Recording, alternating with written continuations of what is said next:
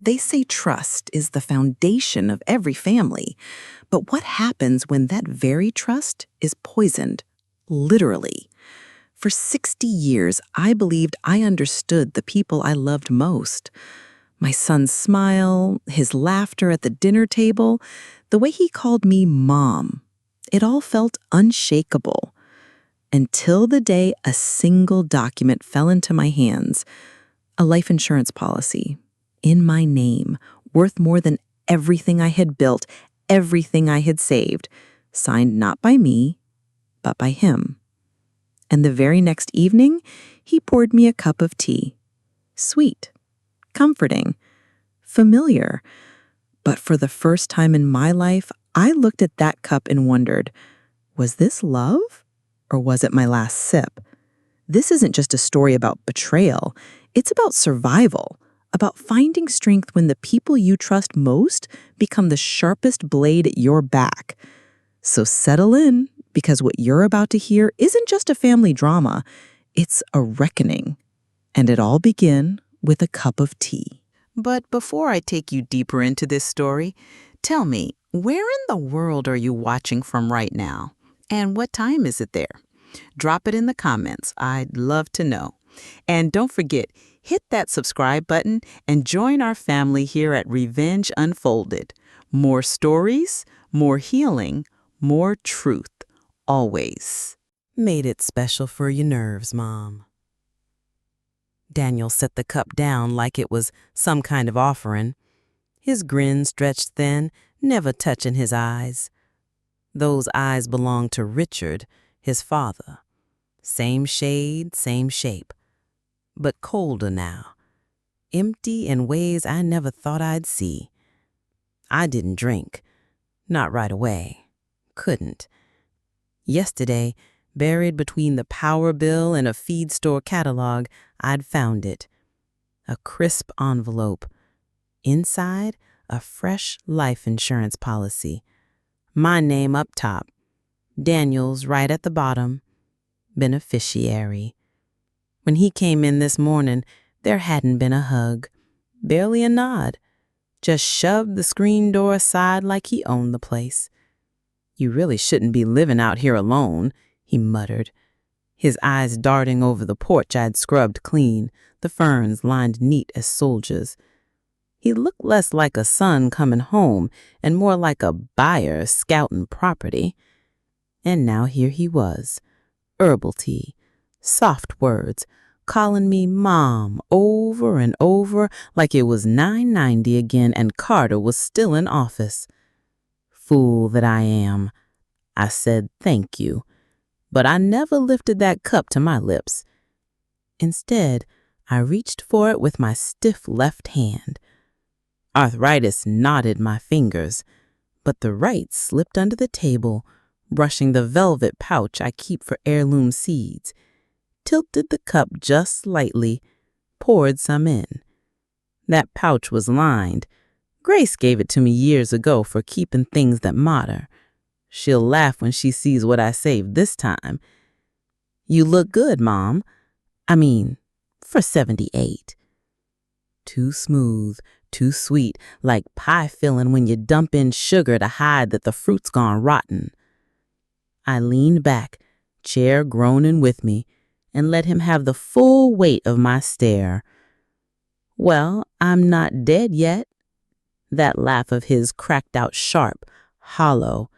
He reached for my hand, squeezing too tight.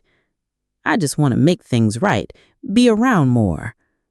Right, sure. He wasn't around last spring when I tumbled off the porch steps and needed a ride to urgent care. Not when my hip got cut open for surgery. Not when the hurricane ripped shingles straight off the roof and I patched it alone, swearing at the sky. But here he was now, with tea and a grin, acting like he's playing chess and I'm too old to see the board. The grandfather clock barked 3 times from the parlor, still running 5 minutes ahead like always. Daniel twitched at the sound. Just a flicker, but I caught it. Nervous. Good. "Well," I said, folding my napkin slow, dabbing at lips that didn't need it. Why don't you stay for supper? Got beans simmering and cornbread in the oven." His eyes lit up like I'd just signed over the deed. "That'd be great, Mom. Real nice." I pushed to my feet, knees popping louder than the floorboards, and shuffled toward the kitchen. Stirring the pot, I let my gaze drift out to the shed Richard built by hand. Even now, those cedar walls smell faintly of pipe smoke. If he thinks soft hands from knitting and tending roses make me weak, he's forgotten exactly who raised him. Behind me, the tea sat untouched, cooling beside a vase of roses I cut fresh that morning. Same roses I used to trim while Daniel ran circles through the yard, back before the visit stopped, before excuses piled higher than weeds. In my apron pocket, the seed pouch rested safe. Grace will see it first thing tomorrow.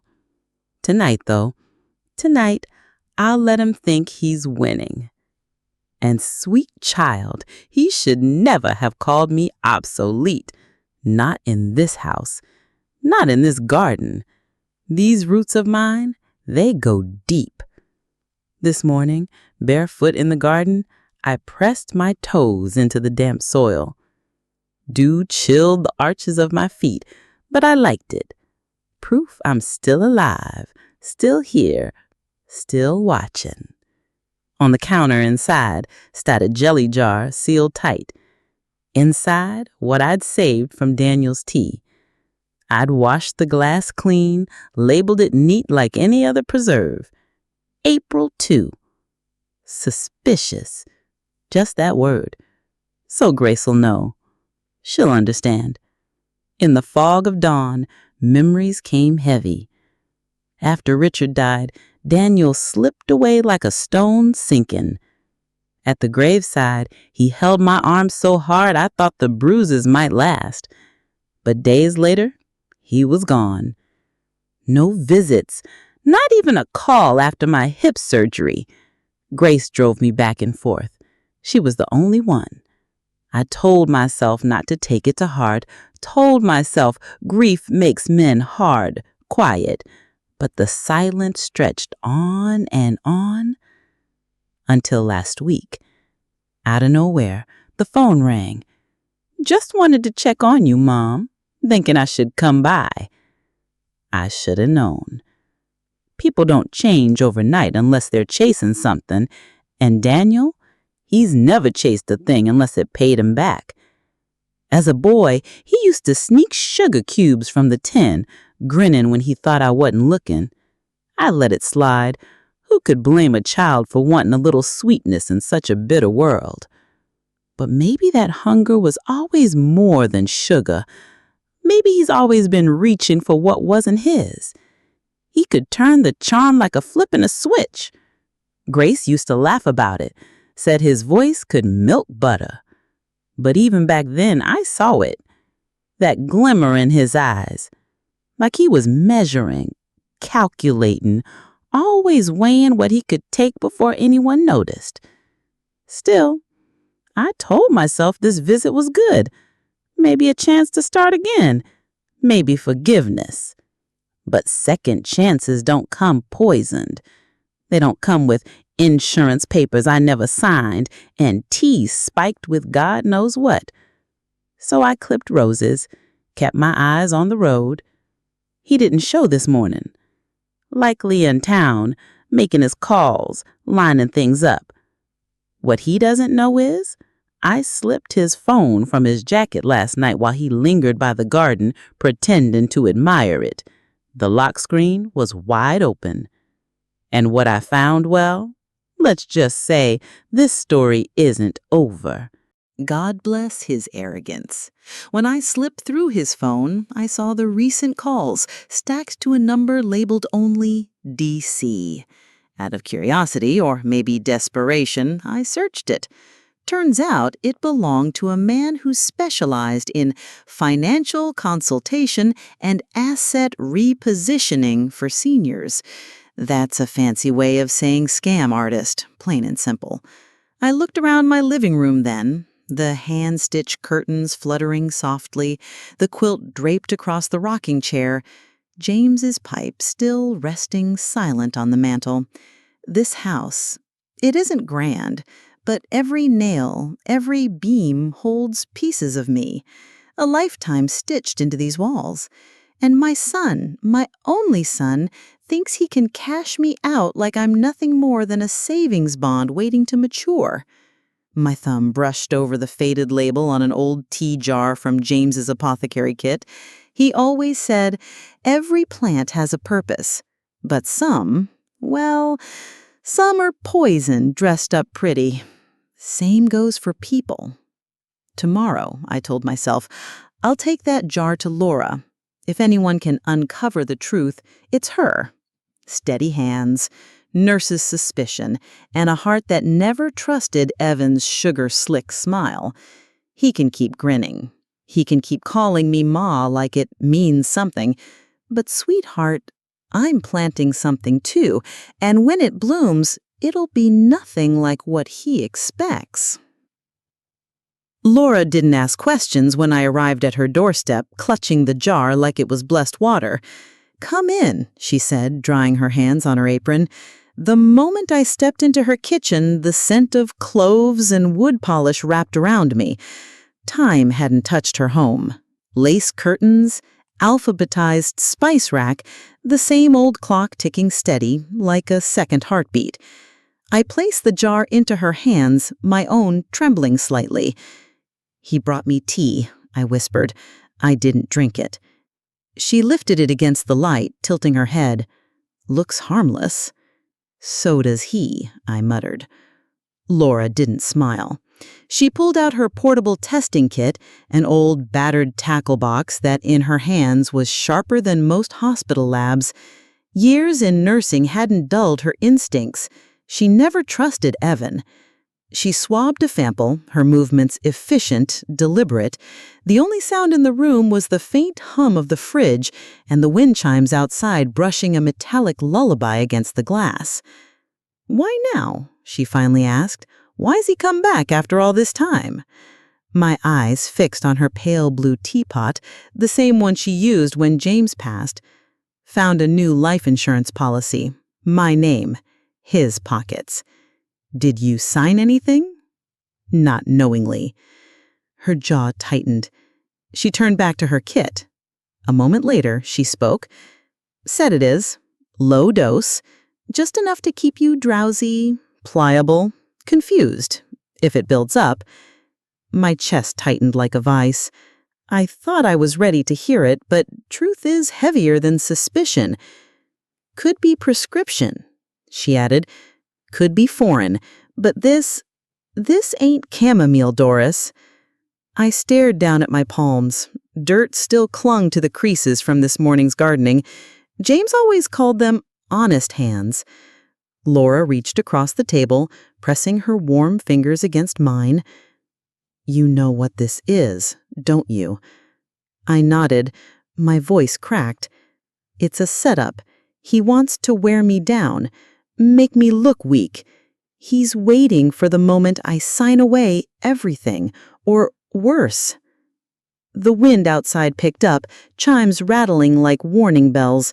A storm was brewing. I could feel it in my knees. "I'll help you," Laura said firmly. "We're not letting him win." And that's the thing about women like us, sweetheart. We might be soft-spoken. We might bake pies, wear shawls, cry at Christmas plays, but cross us, cross the people we love, we harden into stone. Laura tucked the tea jar into her freezer behind a frozen pork roast. "She'll take this to someone official, but for now, you play along. Smile. Let him think he's got you fooled." I nodded. He thinks I'm fragile. He thinks I'm his easy prey. But he's wrong. When I left, she pressed a slice of lemon pound cake into my hands, wrapped in wax paper. "Keep up your strength," she said softly. I drove home with the cake on the seat beside me, fury burning in my chest hotter than anything I'd felt since James's funeral, the same day Evan disappeared with a pocket full of inheritance. Dark clouds sat low over the mountains. My porch light flicked on as I pulled into the gravel drive, stretching my shadow long across the steps. Inside, everything looked the same. Teacups in the sink, James's chair empty, but I wasn't the same. I didn't weep. I didn't panic. I brewed my own tea, real chamomile, and sat by the window as the rain whispered against the glass. I'd let Evan believe his little potion was working, that I was softening, slipping. But tomorrow, I'd call him, thank him for his calming tea, invite him to stay longer, because Evan thinks he's stalking a helpless old woman. But darling, this forest still belongs to me. You could help me with some of the, important papers, I told him softly, letting just enough tremor slip into my voice. Oh, absolutely. I'll bring everything we need, Daniel replied too quickly, too eager. I didn't ask what everything meant. Instead, I stepped outside, lowering myself into the porch swing. The chains groaned like old bones, swaying me gently as the late sun burnt gold across the trees. A pair of finches hopped around the feeder, scattering husks onto the porch rail. I sipped my tea, mint with a drop of honey, and listened to the pines whisper secrets into the wind. That's when I saw him. Daniel, sitting across the road in a rental car, the windows rolled down, pretending to scroll his phone. He wasn't coming this weekend. He never left.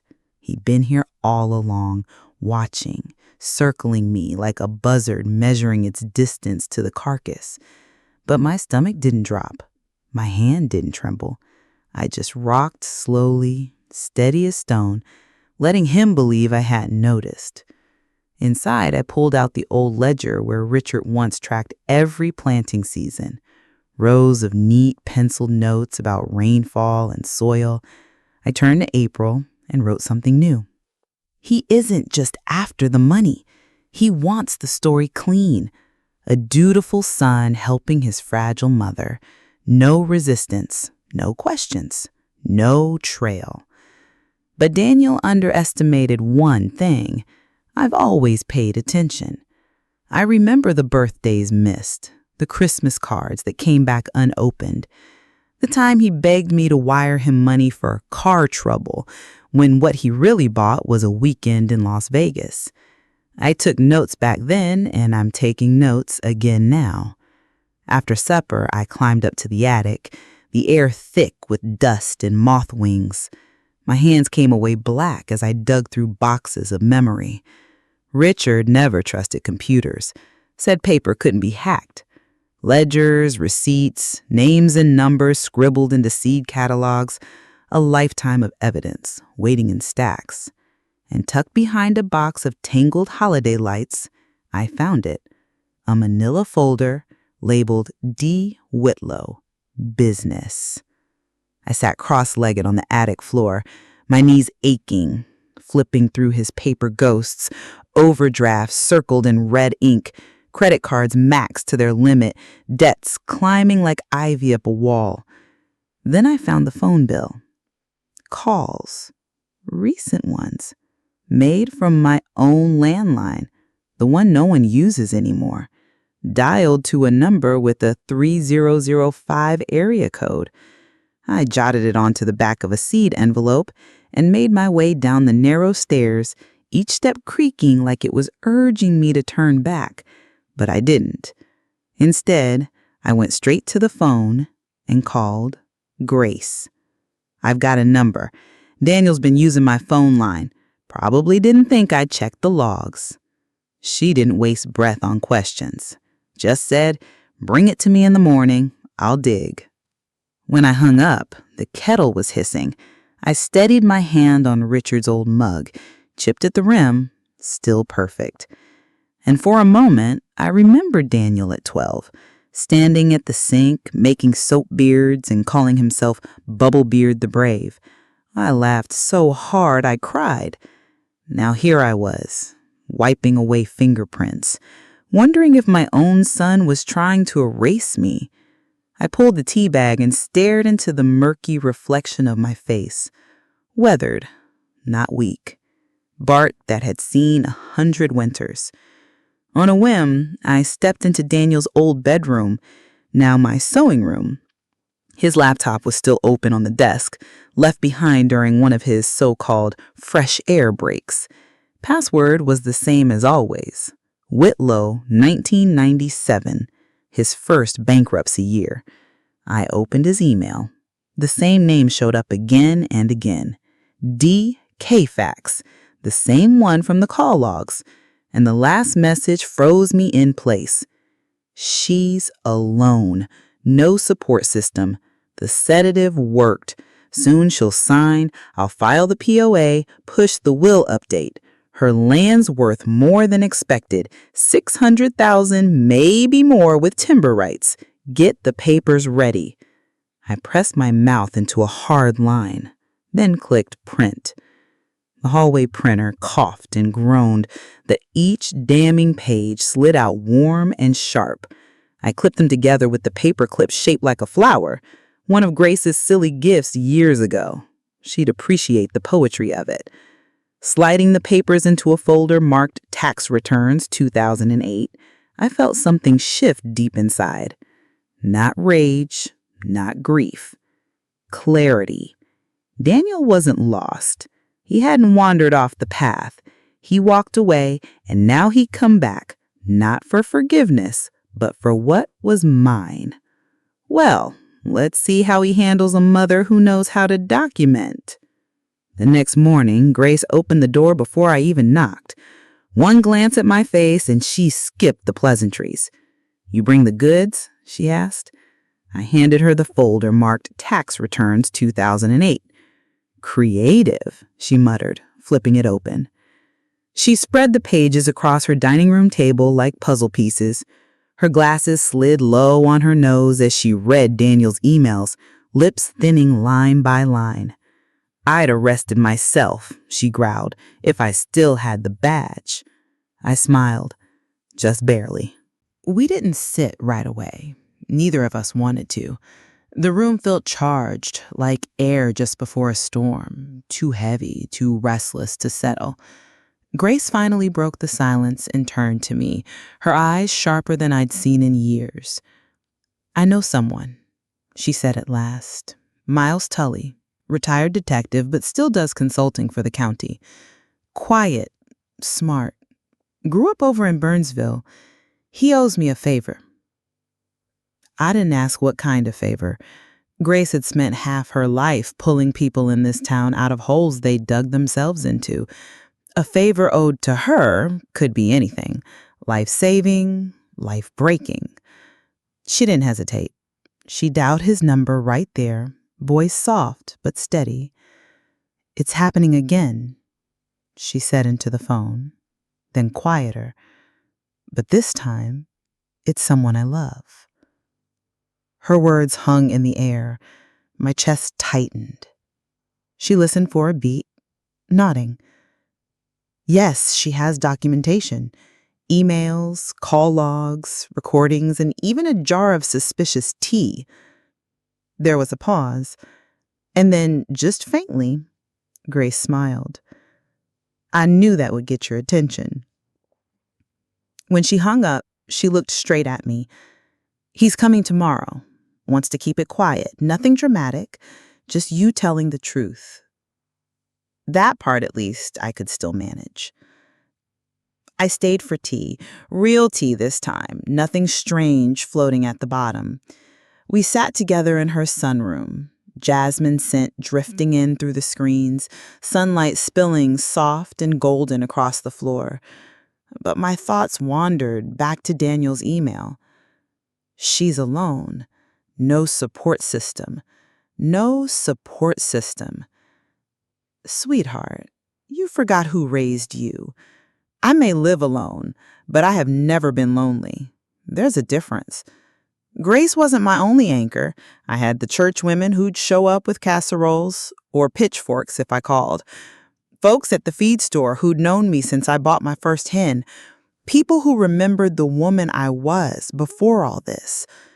Daniel was counting on my silence, on weakness. But I am no wallflower. I'm a widow. I know how to fight.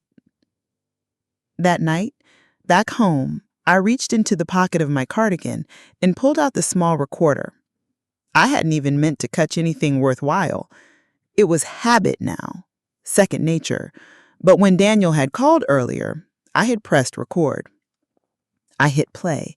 His voice came through slick and casual.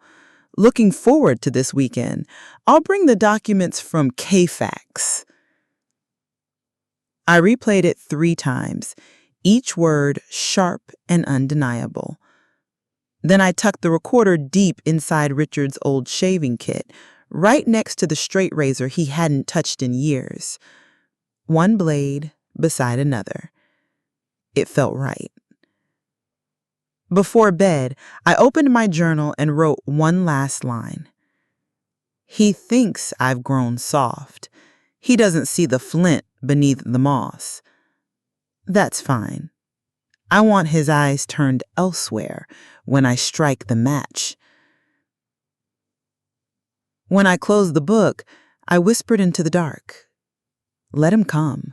The trick to a good trap is to make it look like a gift. And Lord knows I've spent a lifetime wrapping sacrifices and calling them kindness.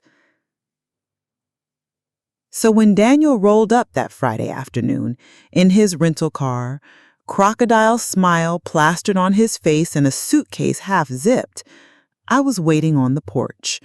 In my hands, a warm peach cobbler and what I hoped looked like open arms. Well, you're my guest, I replied, brushing a speck of flour from my apron. My smile stayed easy, but inside I was thinking, while you are here, we might as well discuss the will. For the briefest moment, he froze. Just a blink, but I caught it, the flicker of greed flashing in his eyes. You've been thinking about your estate, he asked, his tone dipped in sugar. I have, I said softly, calm, careful. Being alone this long, it gets you thinking. You're my only child. It makes sense to get my affairs in order.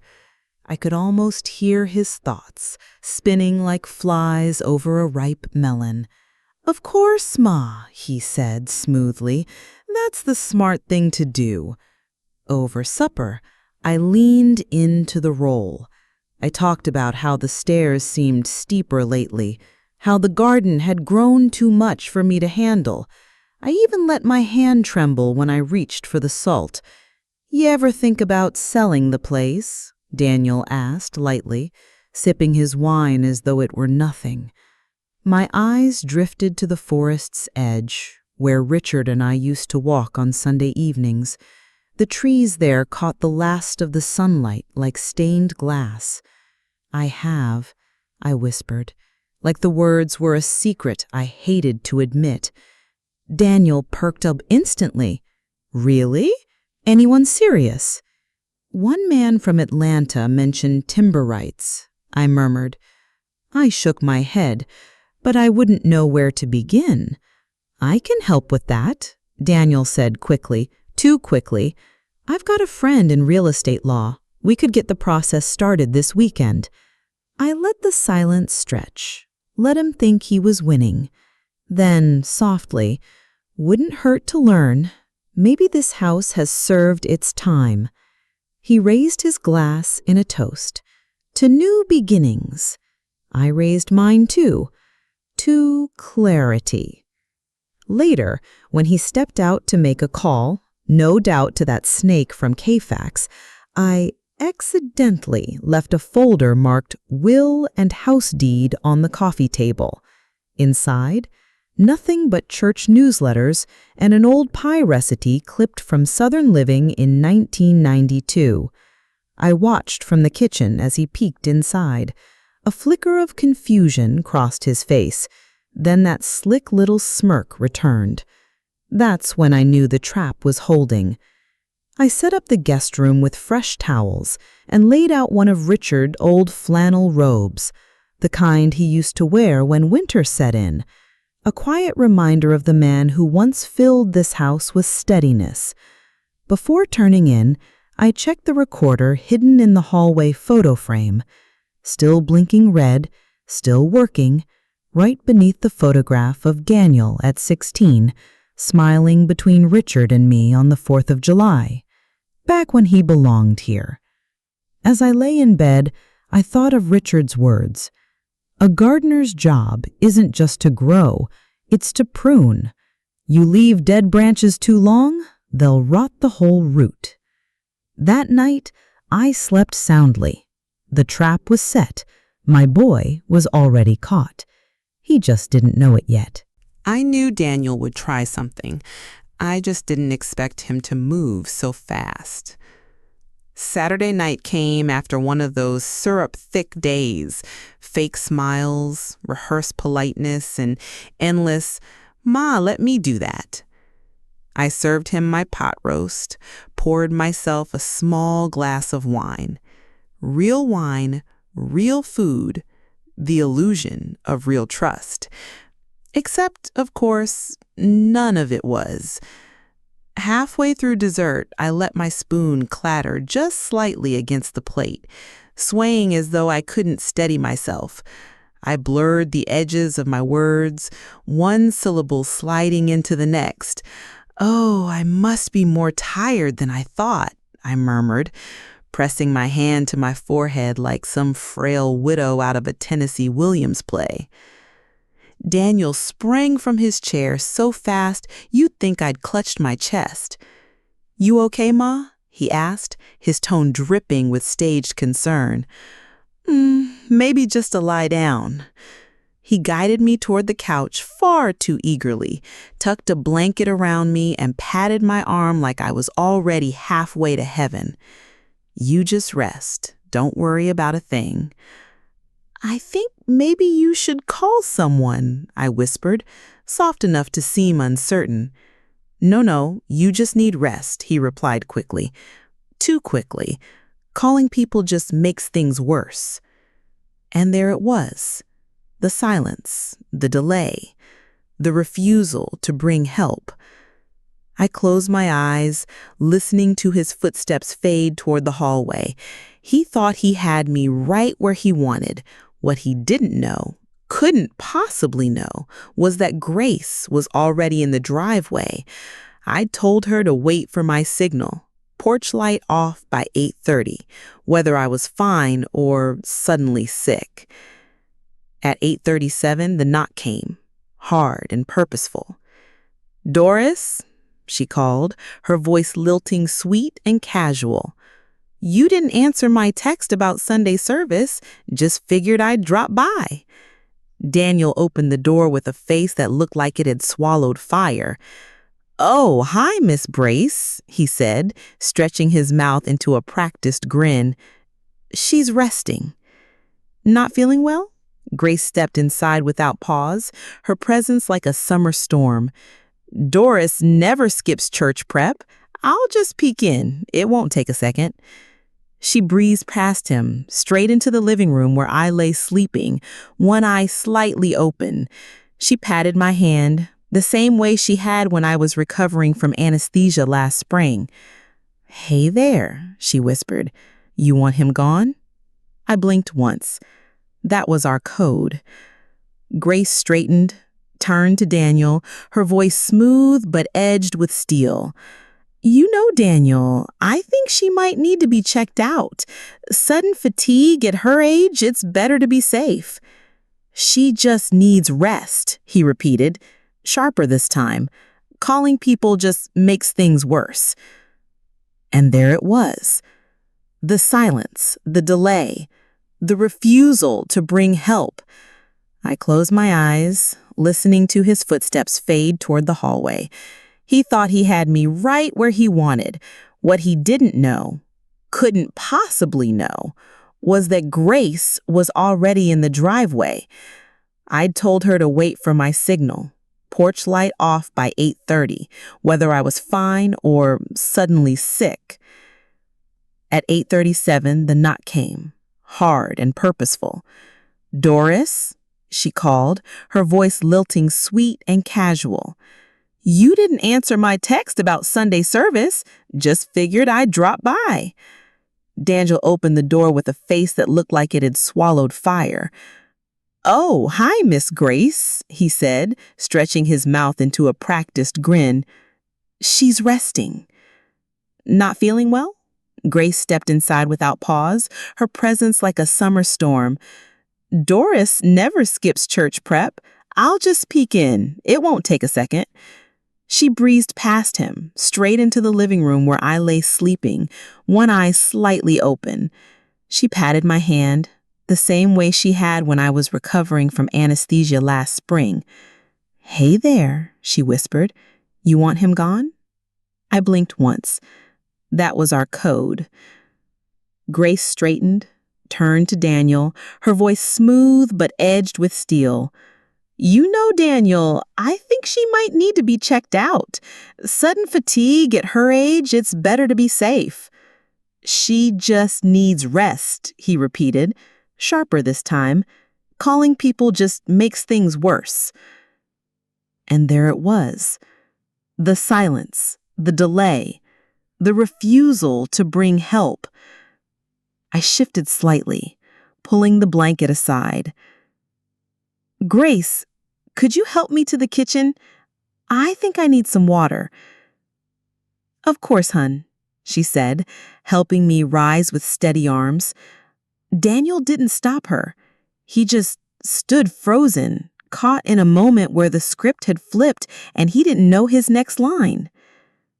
In the kitchen, with the faucet running and the walls thin, I whispered, "He didn't call for help." "Exactly what I needed to hear," Grace murmured. I drank real water this time, staring out into the dark yard. Daniel was pacing outside the kitchen window now, phone clutched tight, muttering into it. The porch light stretched his shadow long across the floorboards, jittering for every twitch of his nervous movements. That night, Grace insisted on staying over. Daniel didn't argue. He even offered to sleep in his car, which struck me as odd, considering the bed he'd claimed as his own just the night before. Instead, he settled on the couch. I slept like stone. Because when a snake strikes too early, it's not power, it's fear. And when they're afraid, they make mistakes. Sunday morning broke gray and heavy, mountain fog muffling the world, softening the line between truth and lies. Daniel was still sprawled across the couch, snoring with his mouth open, one sock missing, his phone pressed tight to his chest like a guilty man's Bible. I crept past him in my slippers, not because I was scared. Lord knows I wasn't, but because patience is its own kind of weapon. I opened the hallway closet, reached behind the photo albums, and pulled it out. The little black recorder I had hidden 3 days earlier, tucked inside the frame of our 1993 family reunion photo. Richard was in that photo too, plate of ribs in hand. Daniel still had freckles then, still carried joy. And me, God help me, I wore a denim dress I wouldn't be caught dead in now. The recorder's light blinked green. Still running. I carried it into the kitchen, set it on the counter, and hit rewind. Static crackled like pine needles snapping underfoot. And then, his voice. "No, she's not going to make trouble. She barely knows what day it is." A pause. Paper shuffling. "I've got the original copy of the will. Yeah, just need her to sign the one. She won't remember the difference." My hand curled into a fist. I'll have her out of there in a few weeks. Either she gets confused enough to sign the POA or I'll use the doctor angle. Grace is not a real threat, just an old busybody. The voice on the other end was muffled, but I caught one word, clear as day. Timber. Yeah, the property is bigger than I thought. Forest full of hardwood. KFAX said we could move fast once I'm on the deed. It's just a matter of making her seem unfit. That did it. I shut off the recorder, staring at my reflection in the polished side of the coffee pot. My face looked calm, too calm. I slipped the device into my apron pocket and sat down at the table. Daniel stumbled in minutes later, yarning like a man who believed he deserved rest. "Morning, Ma. You sleep okay?" "I did," I said evenly, pouring 2 cups of coffee. "Better than expected." He reached for the sugar bowl, never noticing that my hand was steady, not trembling, not frail. For the first time in years, I felt utterly clear. "I was thinking," I said, sliding him the second cup, "you should call your lawyer friend. Maybe I could talk to him today, get the will stuff moving." His eyes lit like fireworks. "You sure?" I nodded. "Might as well."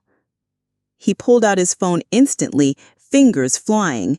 "You'll really like him. Smart guy. Knows how to simplify things for folks your age." Folks your age. I smiled into my coffee. Sounds perfect. He stepped outside to take the call, pacing just beyond the window where I could see every twitch, every gleam in his eye. And I knew. The trap was already tighter than he realized. A snake in the garden thinks I can't see what it's planting. But what Daniel never realized, what he could never imagine, is that I'd already sown something stronger. The truth. And the best part? I caught him saying it out loud. Not just to me, but to someone else. Someone who could file it, lock it away, and wear it like a badge. That Sunday morning, I didn't go to church. I had a different kind of prayer to tend to. Instead, I opened my ledger and wrote with steady hands. Recording saved. Timber rights mentioned. Document tampering confirmed. Witness me. God help him. Then I picked up the phone and called Grace. "Tell Detective Harris," I said softly, "the harvest is ready." Time has always been my most faithful ally. I've learned to wait. Through Richard's long illness, through Daniel's years of silence, through every Sunday I laid an extra plate at the table that never filled. And now once again, I waited. Only this time with purpose. After the recording, I let things settle like silt in a quiet stream. I didn't push, didn't prod. I simply allowed Daniel to get comfortable, to believe the act I played. He began humming in the mornings, dropping lines like, "We ought to get that will signed soon, Ma, just for your peace of mind." And I'd nod, as though the thought of my own peace of mind had never crossed me before. Each day he stayed, the mask slipped a little more. He started checking the mailbox as if it belonged to him, asked whether I had another house key he could keep, just in case. Began suggesting which bills I should cancel. "You won't need cable much longer, Ma. Not when we move you somewhere simpler." He thought I was retreating, fading, but I was only playing along. I misplaced my reading glasses on purpose, called the vacuum, the blender. Took longer to answer his questions. "Oh, I'm just tired," I'd sigh, rubbing my temples. But the truth?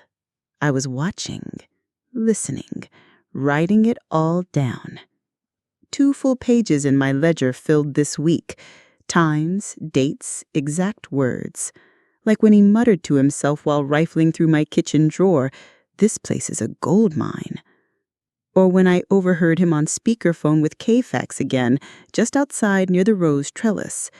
Once I get her to sign the quitclaim, we can list it next month. Conservatorship is plan B if she fights. Stubborn, I thought, smiling. Darling, I've been called worse by far better men. I handed those notes to Grace, who passed them quietly to Detective Harris. No fuss, no theatrics, just facts, ripened like tomatoes ready to be plucked from the vine. Harris, Grace said, was impressed. Called it the cleanest trail he'd seen in years. Meanwhile, I let Daniel settle in even deeper. He took over the shopping, answered the phone when Pastor Ray called. "She's napping again," he said, once, his voice dripping with control. "But I'll pass the message. I'm helping manage things now." And I smiled, because every word, every arrogant assumption, every step he took into my life left footprints. And footprints, sweetheart, are easy to follow. I did nap some days. Real naps. The kind where you let your body surrender, because for once, the burden isn't yours alone. Someone else was watching. Detective Harris told Grace we're close. Just need one more piece. Something signed, something witnessed. A declaration that showed Daniel's intent without question. And that moment was on its way. This morning I looked Daniel in the eye and said gently, "I think I'm ready to finalize things. The house, the will, everything." His face lit up like a gambler holding 4 aces. "Maybe we could have a little dinner, one last proper meal to celebrate." He nodded so quickly I thought his neck might snap. But as I cleared the plates, I whispered to myself, "You better eat well tonight, boy. Soon you'll be choking on the truth." The first cold snap came last night, the wind rushing through the trees like whispers from the dead. I woke before dawn, the way I used to when Richard had early shifts at the clinic. Something in the air told me the balance had tipped, that after all this waiting, the seesaw had finally leaned my way. Grace called it 8, her voice low, clipped but steady. "Harris wants to meet today." I didn't ask why. I only said, "The back porch, noon." Daniel was out, said he needed to pick up something important in town. He took my car, of course. His rental had conveniently disappeared on Thursday, the company supposedly needing it back. I let him. And thank God I did. Because when Detective Harris stepped on my porch, tall, quiet, smelling faintly of wood smoke, he handed me a photo. My car, parked at a repair garage 2 towns over.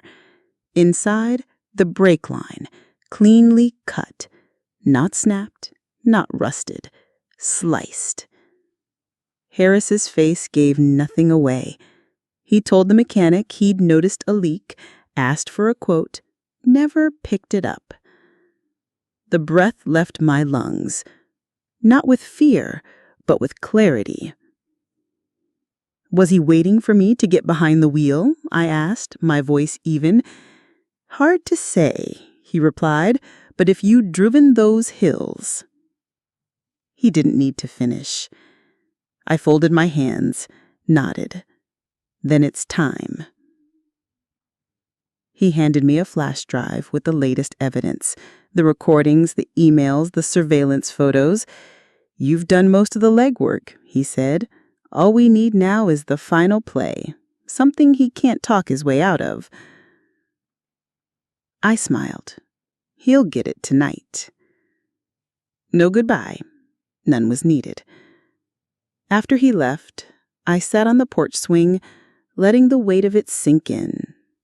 Not fear, not sorrow, just the ache of knowing I'd raised a child who could cut my brakes for a check. A hawk soared overhead, silent and sharp, I wrote in my ledger, break tampering confirmed. Intent clear. Final play begins. Then I went inside, laid the linen napkins across the table. Tonight, the feast would be set. The good china came down from the cabinet, delicate white plates rimmed with blue cornflowers, Daniel's old place setting positioned for symmetry. I even lit the tapered anniversary candles we'd bought for our 15th year, the kind we saved for real company. Because tonight wasn't just dinner, sweetheart. Tonight was theater. Curtains up. He strolled in around 6, all swagger and fake warmth. "Something smells incredible," he said, tossing his keys on the counter like he owned the place. "I thought we'd celebrate," I replied smoothly. "I've decided to finalize the will. Everything will be in order tomorrow." For a beat, he blanked. Then that salesman's grin slid across his face. "That's great, Ma. Really great." I poured him a glass of wine, let him take the first sip. "Where's your glass?" he asked, feigning concern. "Oh, I'll stick with tea tonight.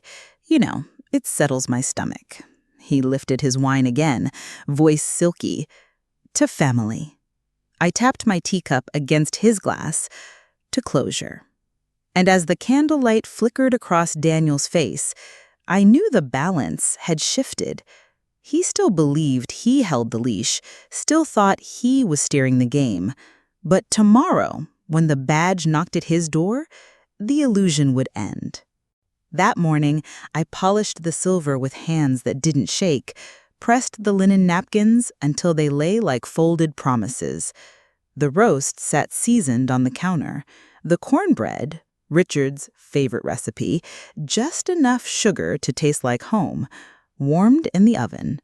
The air itself smelled like finality.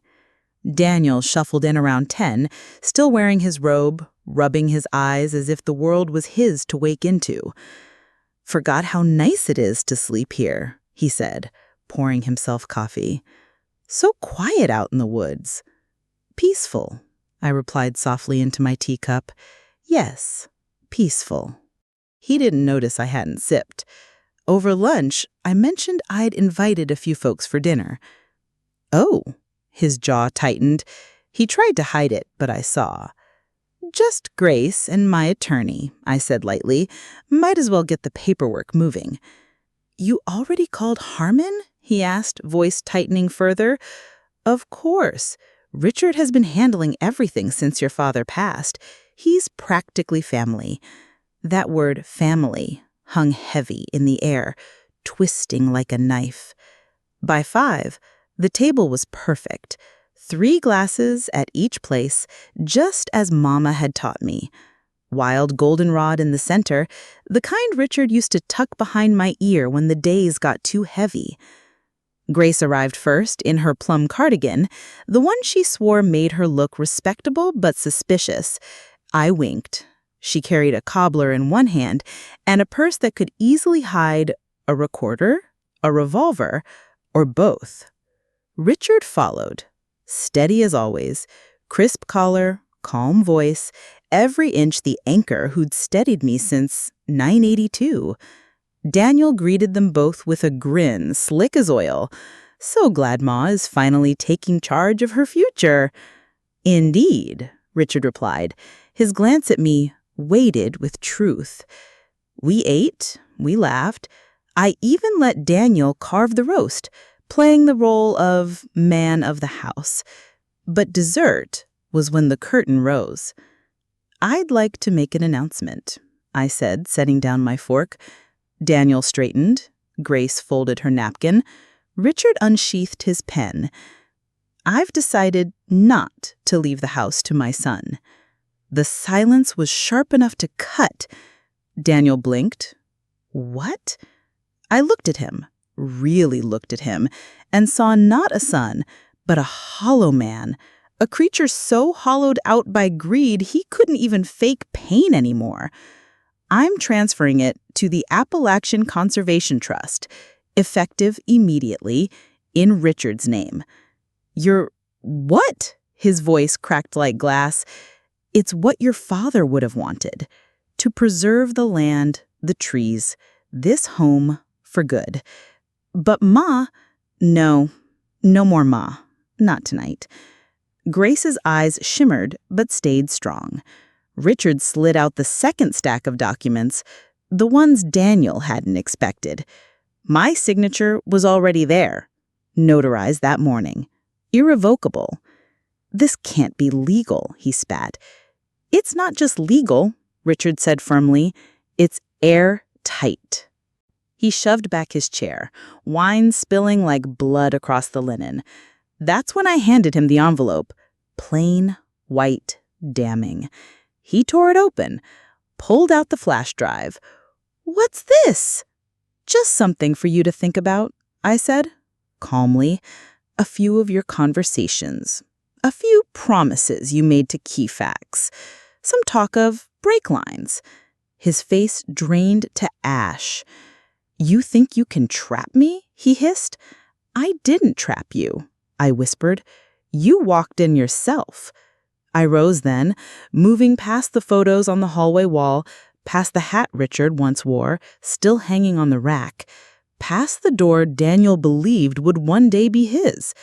I didn't look back, because, sweetheart, this dinner was never for celebration.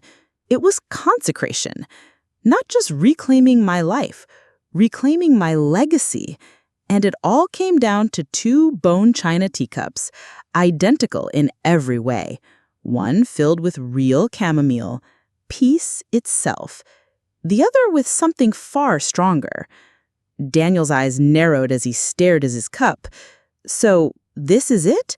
You're cutting me out of everything. I lifted my tea, steady and unshaken. Not cutting you out, just letting you go. He drank deep, expecting comfort, finding only the taste of consequences. It was perspective. Grace had given me that. A perfectly legal low-dose sedative. Nothing dark, nothing lasting. Just enough to soften the edges of arrogance. Just enough to tilt the floor beneath a man who believed he stood unshakable. Daniel blinked hard, rubbing his temple. Something wasn't right. His eyes darted, unfocused. I leaned forward, my voice even. Let's talk about that break line. His head snapped up, sharp, defensive. What are you talking about? You said it yourself, on that call. I repeated his words back to him, each syllable like stone. She won't drive it again anyway. The color drained from his face. I slipped a small recorder from my pocket and pressed play. His own voice filled the room, cold and calculating. Once I get her to sign the quitclaim, we can put it on the market. She's confused half the time. Just need to make it look like she is declining. He lurched forward, clumsy now, reaching for the recorder. You're setting me up. No, Daniel, I answered, flat as granite. You did that all by yourself. And right on cue, the front door opened. Grace stepped inside, calm as a Sunday sunrise. Behind her came Detective Samuel Hayes, not in uniform, no flashing lights, just the quiet weight of a man who already knew the ending. Daniel pushed the stand, but his legs betrayed him. What is this? His voice was thick, words slurred. You drugged me. Don't be dramatic, I said, rising slow and steady. It's only what you've been giving me, isn't it? Think of it as a shared experience. Detective Hayes set a firm hand on Daniel's shoulder. Mr. Whitlow, he said evenly, you need to come with me. We've got a lot to discuss. Daniel's wild eyes snapped back to me, frantic, desperate. You planned this. I glanced at the teacup, Richard's cup, the very same one Daniel once tried to poison with trust. No, I told him softly, I prepared this. He was too fogged to fight, too unsteady to flee. Hayes guided him out the door, not with violence, but with the kind of finality you reserve for someone walking toward their own reckoning. When the door shut, silence rushed in. The clock ticked steady, unbothered. 2 cups sat on the table, one empty, one full. I carried the untouched one to the sink and poured it down the drain. Justice doesn't keep leftovers. By sunrise, I was gone, boots laced, cardigan buttoned, suitcase packed. On the kitchen table, I left a note for Grace, placed beside the blue teacup Daniel used. His half-zip bag still leaned by the door, a symbol of all the things he thought he'd take, but never would. I drove Richard's old truck into town, left it behind the co-op, then caught a ride with the pastor's wife toward Burnsville. She didn't ask where I was going. She didn't need to. At 7:12, Grace texted me. "He's awake. He's panicking. Police just pulled in." I didn't reply. That was her storm to manage now. Because the truest reckoning never comes with shouting or slammed doors. It comes when the person you tried to break simply walks away, leaving you alone with the ruins you created. By the time the police finished with Daniel, the recorder was gone, the flash drive missing, the false will nothing but ash in my fireplace. And for the first time in his life, he had no mother to shield him, no excuses to hide behind, only his name, stained now, stripped bare. That night, I stayed at Grace's mountain cabin, a quiet little place by the trout stream, stocked with clean sheets and a note that read simply, "Rest, he's handled." I cooked myself a small supper, eggs and tomatoes in a skillet, the way Richard used to like them on cold mornings. Later, I lay on the bed, staring at the ceiling, whispering into the stillness, "You did good, old girl." Because sometimes the fiercest thing you can do isn't to fight, it's to leave. No tears, no speeches, just the sound of a door closing soft and final. Behind me, behind the past, behind everything that ever tried to bury me. And with that, I stepped into tomorrow, not just alive, but free.